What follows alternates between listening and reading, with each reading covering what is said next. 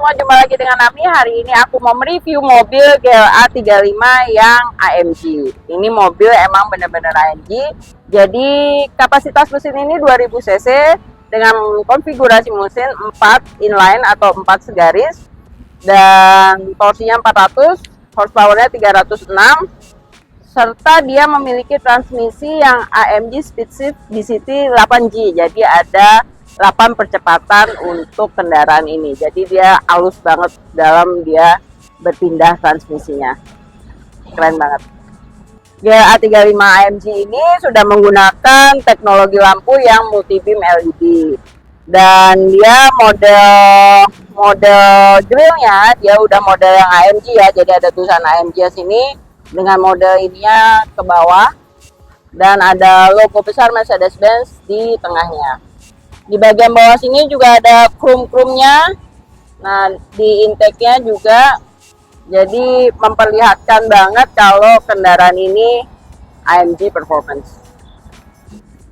Velg GLA 35 ini menggunakan model yang 5 spoke light alloy wheels dengan AMG. Ukurannya 235, 50 dan ring 19. Di bagian samping sini juga ada tulisan Turbo 4MATIC yang artinya dia 4-wheel drive, jadi penggerak 4 roda secara otomatis. Nah, untuk ini juga udah keyless go, tinggal kamu tekan aja apabila kamu memegang kuncinya, dia akan mengunci dan menutup secara otomatis. Kita ke bagian belakang. Di sini juga ada logo tulisan AMG-nya dan tulisan GLA 35. Mobil ini juga dilengkapi dengan hands-free access dan easy pack tailgate. Nah, untuk mobil-mobil baru sekarang dia sudah tidak menggunakan lagi dongkrak atau kunci pas, karena sekarang ada teknologi yang baru, teknologi yang tergantikan itu menggunakan ini tire kit. Dan ini ada cairannya, jadi nanti kalau misalnya selama dia tidak sobek atau pecah, jadi bisa dibantu dengan ini dulu.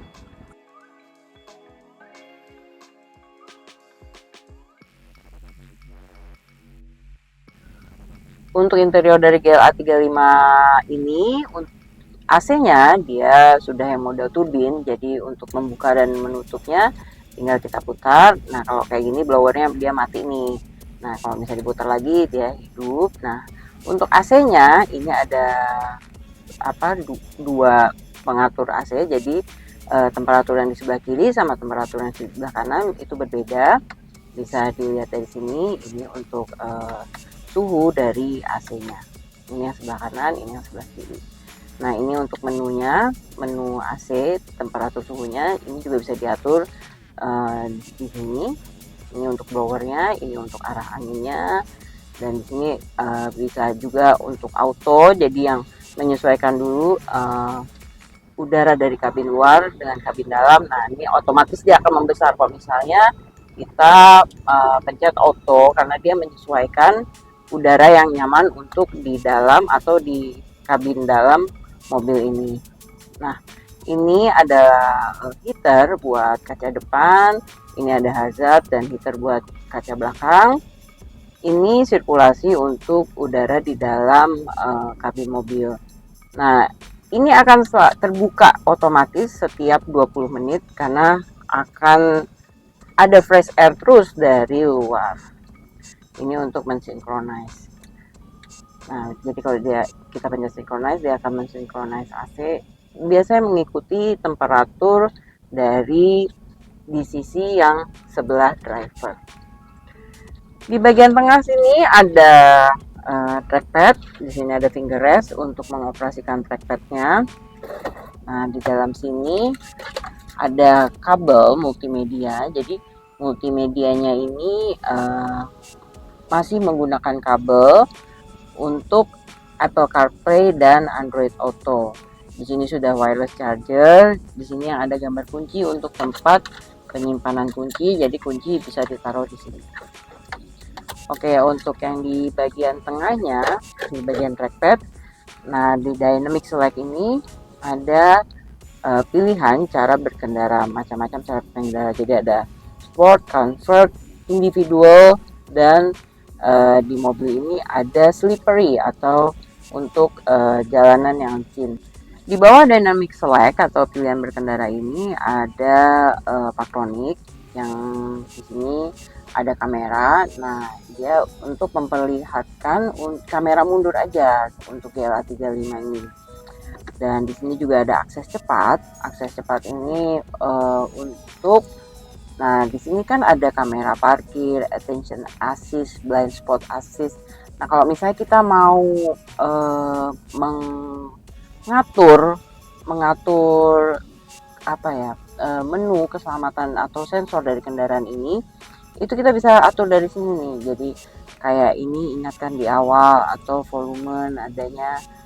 Nah, bantuan manuver ini perlu banget nih. Kadang-kadang dia suka pada saat kita mundur, mobil bisa ngerem sendiri karena sensor membaca ada halangan di belakang. Nah, untuk matiinnya kita bisa mengaktifkan dan menonaktifkannya dari sini. Nah, ini seperti ini ada attention assist, blind spot assist gitu. Nah, untuk ini bisa di off kan atau dia tetap menyala, tapi nanti kalau ada objek yang kebaca oleh sensornya, dia pasti akan bunyi dan biasanya mengerem kendaraannya. Ini ada blind spot assist juga. Nah, di sini juga ada kendaraan, lampu, sistem, dan panduan pengoperasian. Untuk favorit atau yang tanda bintang, ini kita bisa menentukan urutan baru dari menu-menu yang ada di sini. Jadi bisa kita custom untuk menu yang di situnya. Untuk volume di sini modelnya yang di scroll. Jadi di scroll ke atas untuk menaikkan volume dan di scroll ke bawah untuk menurunkan volume, atau kita klik satu kali untuk memute atau meniadakan suaranya. Kalau kita tekan agak lama, nah di sini akan keluar tuh sistem off dan display off. Ada button untuk navigasi, radio, dan telepon. Nah, finger rest. Nah, untuk mengoperasikan trackpad ini supaya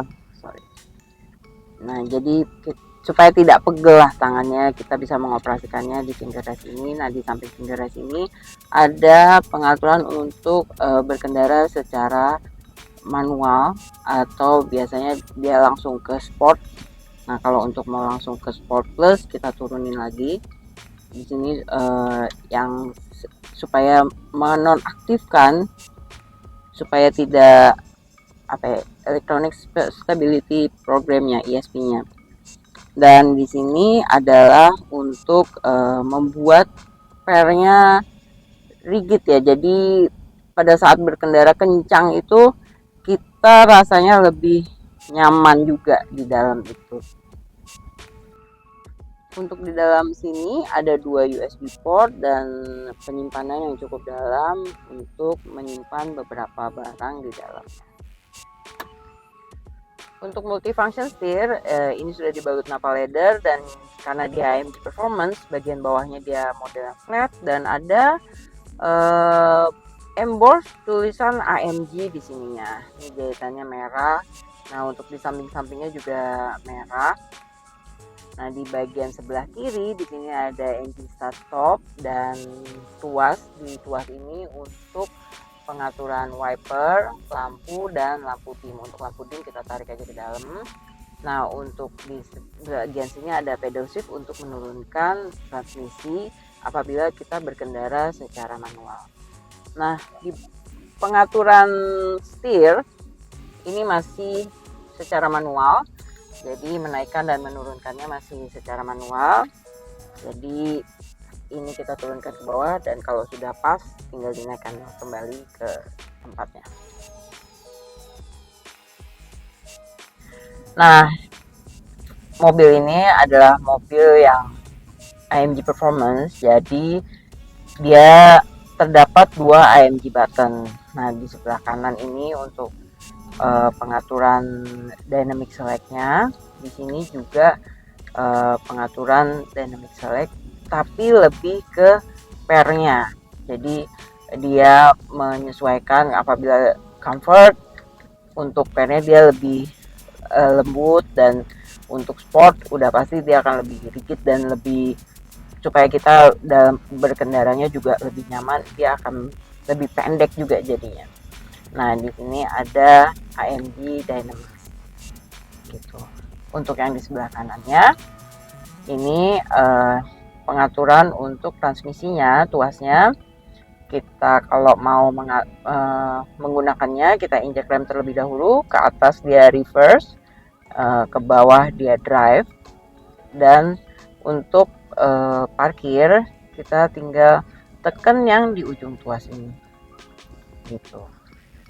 Di setir ini multifunction setir, trackpad juga yang sebelah kiri untuk mengatur layar yang di sebelah kiri, jadi multimedia yang di sebelah kiri, dan yang sebelah kanan untuk mengatur instrument cluster yang ada di depan pengendara. Di sebelah kanan dari multifunction steer, di sini ada untuk merilis dan mengaktifkan handbrake. Kalau misalnya kita tekan, nah nanti ada keluar merah di sini parkir handbrake-nya. Nah, untuk lampu selalu posisikan di auto karena dia akan mengatur sendiri untuk pencahayaannya. Di sebelah kanan sini, di bagian pintu samping ini ada untuk pengaturan spion, yang ini untuk pengaturan spion kanan, yang sebelah sini untuk pengaturan spion sebelah kiri, ini untuk melipat spion, dan ini adalah arah untuk arah kacanya dari spion tersebut. Di sini juga sudah power window di keempat jendelanya. Ada memory function seat juga, bisa 3 model 3 pengaturan. Jadi sampai bunyi itu kita pencet M1 atau M2 atau M3 sampai bunyi itu bisa mengatur 3 posisi yang berbeda. Di sini juga ada untuk membuka dan mengunci pintu. Model trimnya dia swap dengan jahitan merah di samping sini, dan ini model yang karbon. Ini untuk membuka bagasi secara otomatis, atau kita bisa juga menutup dengan menekannya sedikit lebih lama. Di sebelahnya sini juga ada penyimpanan untuk tempat minum atau sebagainya.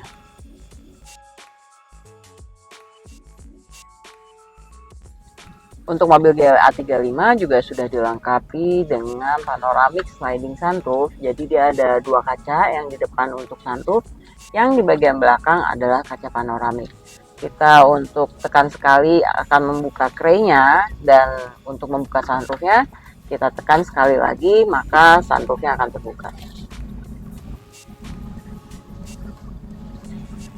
Di bagian tengah sini ada AC, tapi tidak ada tombol untuk pengaturannya, dan ada 2 USB port untuk mencharge dan ashtray di dalam sini.